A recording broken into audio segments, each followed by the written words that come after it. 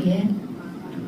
मैं भी बीच बीच में यहाँ कॉटेज में आती थी, डबल विदेशियों को लेकर के आती थी, क्योंकि वो रिक्वेस्ट करते थे कि हमको ब्रिजमोहन भाई से मिलाओ।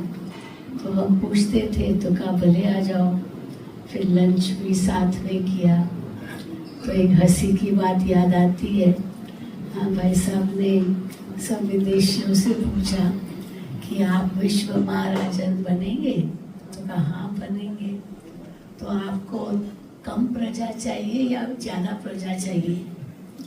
आप विश्व महाराजन बनेंगे तो कम प्रजा चाहिए या ज़्यादा प्रजा चाहिए? तो किसने कहा कि नहीं कम ही चलेगी। किसने कहा नहीं हमको तो बहुत ज़्यादा चाहिए, प्रजा ज़्यादा चाहिए, थोड़ी प्रजा से क्या सुख मिलेगा। तो कहा कि जिसको ज़्यादा प्रजा चाहिए वो त्रेता में महाराजा बनेगा, क्योंकि सतयुग में तो कम प्रजा होगी। तो कम प्रजा वाले सतयुग में आएंगे और ज़्यादा प्रजा वाले त्रेता में आएंगे। तो देखो कैसे भाई साहब की ये सोच थी। लेकिन भाई साहब को तो भूल नहीं सकते। और खास करके ज्ञान सरोवर में आते थे बाबा के एक दिन पहले, अभिक बाप दादा मिलन के एक दिन पहले ज्ञान सरोवर में विदेशी भाई बहनों से मिलते थे। तो वहाँ भी बहुत अच्छा रमणीकता से क्लास कराते थे, सब डबल विदेशियों को हंसाते भी थे। इतनी गहराई भी होती थी उनके हर क्लास में, लेकिन उतनी रमणीकता थी।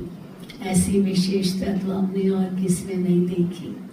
और खास जब बाप दादा के मिलन के बाद जब अगले दिन उसी मुरली की गहराई सुनाते थे तो सचमुच महसूस होता था कि ब्रिजमोहन भाई कैसे एक एक मुरली की गहराई में जा करके कितनी गुह्यता से समझाते हैं।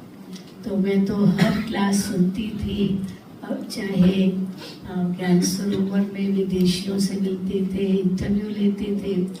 तो मतलब बाबा की बातें उनसे जब सुनते थे तो सचमुच महसूस होता था कि यार आप कितनी महान आत्मा है।